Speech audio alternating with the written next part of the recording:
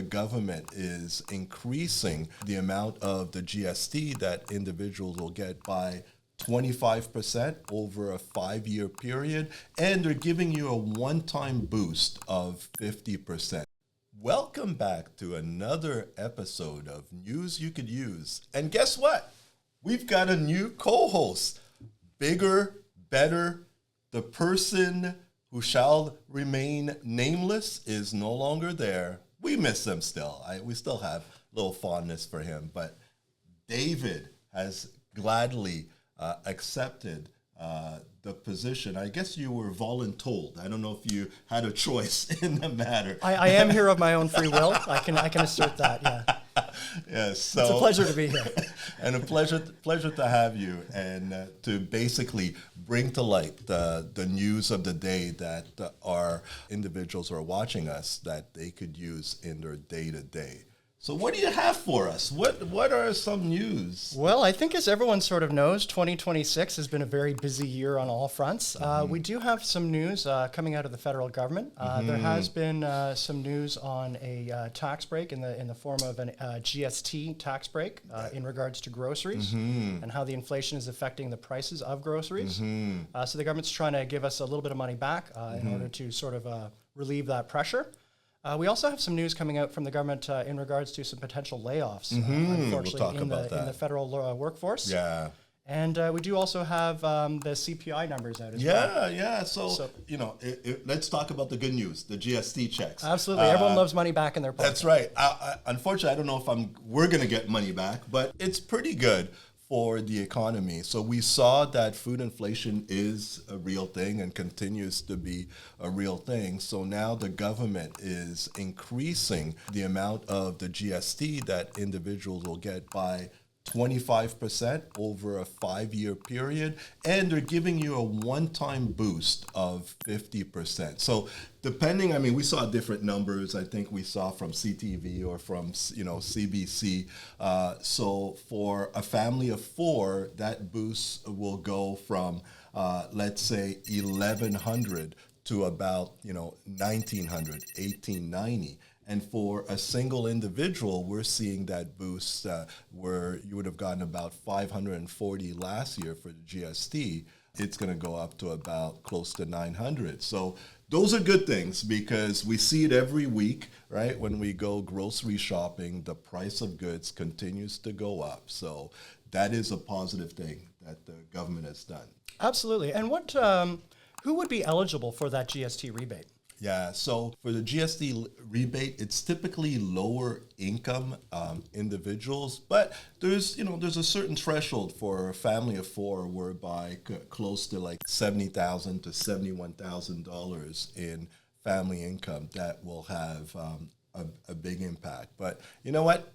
Every little bit counts. The government has said this will impact 12 million Canadians. So we've got a population of about 41 and a half. So 12 million is significant amount of people that it will impact. Absolutely. That's a great relief, I'm sure, for those families and for those individuals.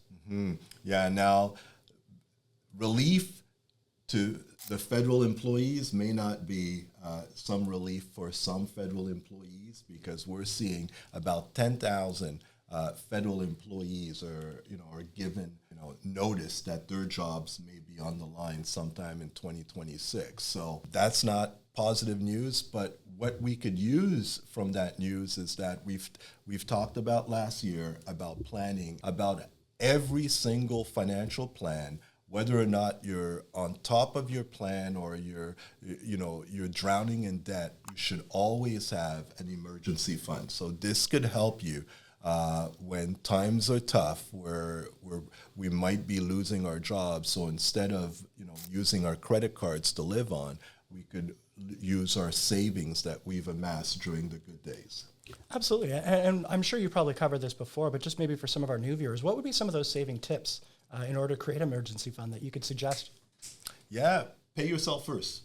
Right, so probably the number one. Most people, what they do is that they get their paycheck goes in, they spend, and whatever's left over, they're going to use that towards saving. So what we're saying is that right off the top, take 10% of your savings, of your income, and live off the 90. And trust me, living off 90% of your income is not that big of a stretch. Yes, there are certain expenses, there's not we could do, like the rent, that keeps going up, but there are other discretionary expenses that we could look at lowering.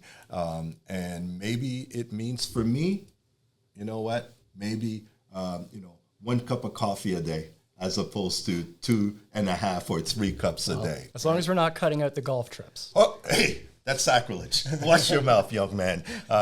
Could we get him out of here? Right, the first day he's touching my golf.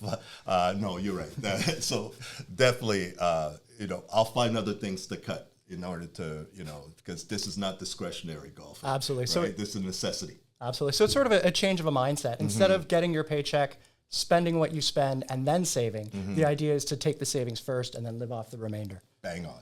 Bang on. That's a great strategy. I know in my personal experience, I haven't done that quite so well. So little tip for me. Yeah. Well, you and me both. I mean, we espouse those strategies, but we're human. Every now and then, things happen. And this is why sometimes you should reward yourself, right?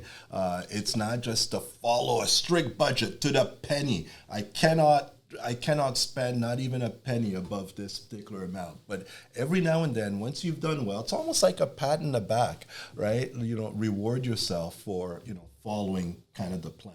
Absolutely. So sort of incentivize yourself to save. Exactly. Right on. That's a great tip. Yeah. And another thing that you've mentioned is the inflation rate, right? That kind of crept up to 2.4%. The good thing, in terms of news that we could use, the good thing about that is that it's still within the Bank of Canada's target. The Bank of Canada, their target for inflation is between 1% and 3%. They kind of aim for the middle, about 2%. So we're still in target. But there are items that go above that 3% threshold. And that, unfortunately, is food. And this is where the government comes in with the new GST type of top-up and rebate.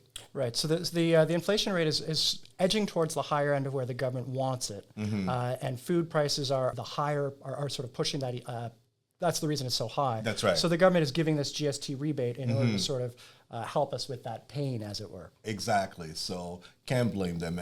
Like we said before, every little bit helps. So now that you know what's coming, have a plan in place to make sure that when things like that happen, that you are well prepared. Absolutely. So it could almost seem like if you're one of these families that get that GST check, it might be smart even to put that away as part of your emergency fund if possible. Definitely. So how do we get that emergency fund? How do we start putting money aside with the pay yourself? Open one of those high interest savings account.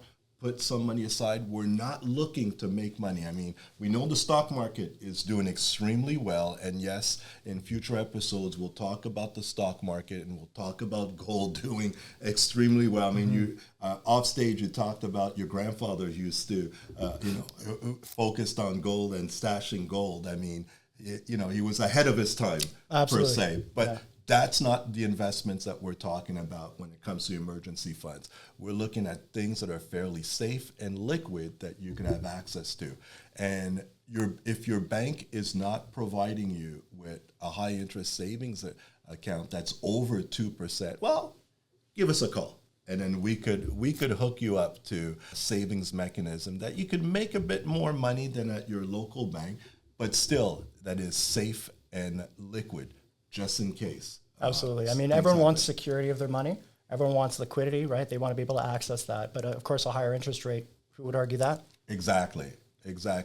So I guess we hope that you found our first episode with our brand new co-host, David, informational. And ultimately, if you like what you see, please like and subscribe and get your plan ready. It's all about planning in 2026. Planning to be successful. Hard work, but we can help you achieve that. Bye for now.